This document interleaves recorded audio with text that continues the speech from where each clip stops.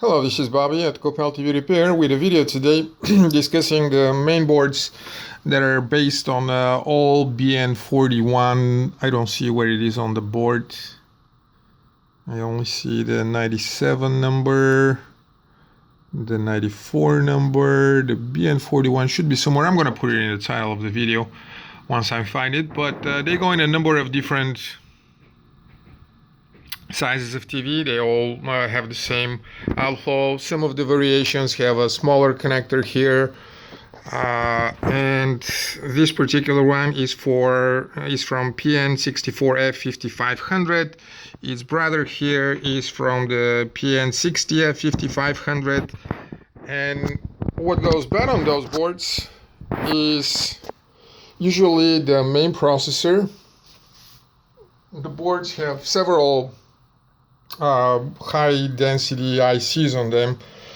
One is the standby driver microcontroller, then the main processor, the video processor.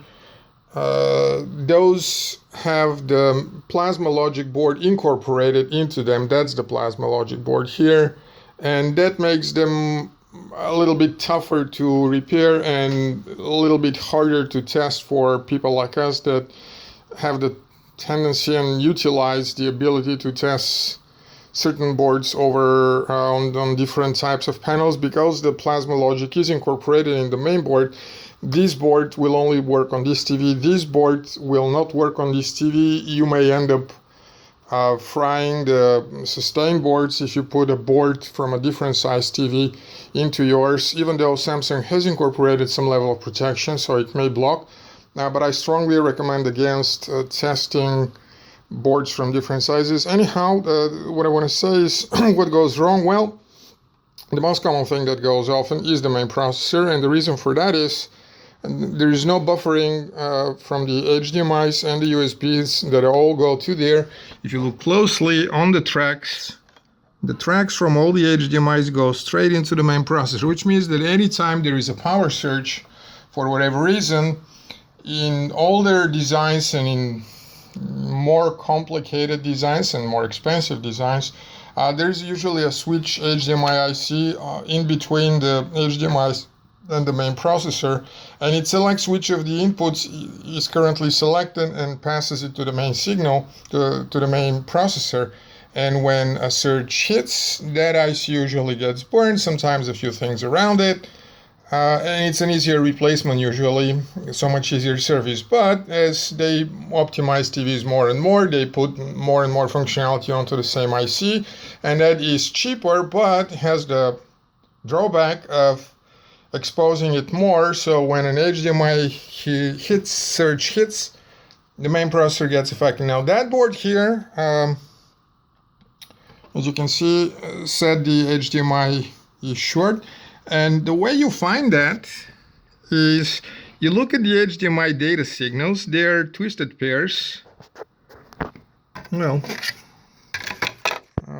they're not twisted pairs, I apologize. They work on differential signals, and they always go in pairs. And in between the two legs, there are 4 pairs here that you can see, 1, 2, 3, 4, and it's the same for all other HDMIs.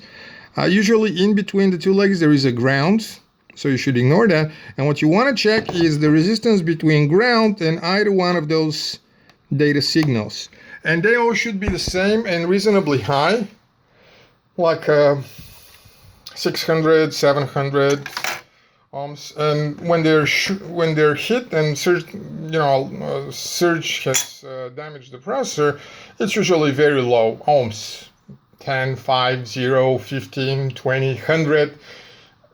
Not anywhere near 500s. And if you're lucky, like this board was, the board will be working, just the HDMIs won't work. If you're unlucky, even though it doesn't make really much difference, like this board was, the whole processor would be fried, and that TV came just clicking on, and then 50 seconds later off, 15, and then power on again, just endless power cycle. Now, on this TV, the power board is known to cause problems, and this is the 6, which one is that? 44, 619 or 618. BN44-00618. That board is known to cause problems. It's going to fail probably on every one TV that is out there. There are a number of things that should be fixed on it before it starts working reliably for several more years. This board, the Y main board, is also known to fail. The capacitors, filter caps, 10 microfarads are known to fail on those ones, so those got replaced before the TV was brought to here, but I didn't fix the problem, and the problem ended up being the main board, and we ended up replacing the main processor. This is the original one that was from that board. Let me put it somewhere here. That's what it is. SEMS 30. And we just put it together. And I wanted to see how this whole thing will work. Okay, this is that. Power on. I hear click. And let's see what we have underneath. Yep, we have image, our player. We need a little bit more volume. There's the volume. Alright, so plasmas are more complicated. It's kind of difficult. And replacing that processor is not an easy trick. We use it with a professional BGA rework machine. This is not one of the cases where you have to reflow the processors. A lot of repair guys, and even more, way more laymen, regular customers, read on internet stuff like, just last night somebody asked me when we say that we sell one of those boards that is improved and upgraded, and they asked, what capacitors did you use and what is their rating and are they better than the originals? Well, guess what? On that board, I have never ever so far seen a capacitor go bad. The problem on that board are elsewhere, and some of them are documented and some of them I have not seen documented. And probably over time everything will be known out there, but there is no bad capacitors here. On this board, there are capacitors that go bad. You don't see them swelling. There is a video, I don't remember, I think NorCal made a video about how he measured the stuff. What I can say about the Y sustain is, in the beginning we were selling a repair kit with just those three. I think that's listed, that's explaining the repair kit that we sell, because they used to fail more often. I mean, most often. But over time we saw a few boards came here for repair.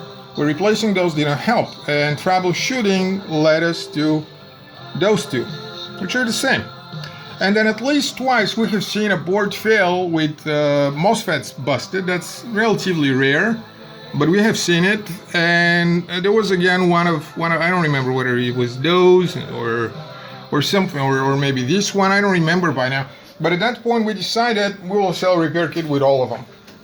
We have not seen all of them fail. For example, I don't think we have ever seen those fail. But if I see three different groups of the same capacitors go bad, it is just common sense. I am generally against the kits like Shop Jimmy and Zufu Car that just throw in a bunch of parts and say, here's your repair kit that fixes every problem.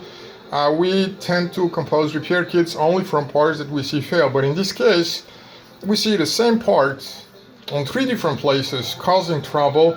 Our conclusion is bad quality, replace all of them. And that's why we sell and recommend replacing all of them. That's not what we typically do. And that's it. On this board, you will have to be sending it for repair. We repair those ICs on a professional BGA workstation. Reflowing is not going to help. The IC itself is what goes defective. It has to be replaced. And that is it. Good luck repairing. Thanks for watching.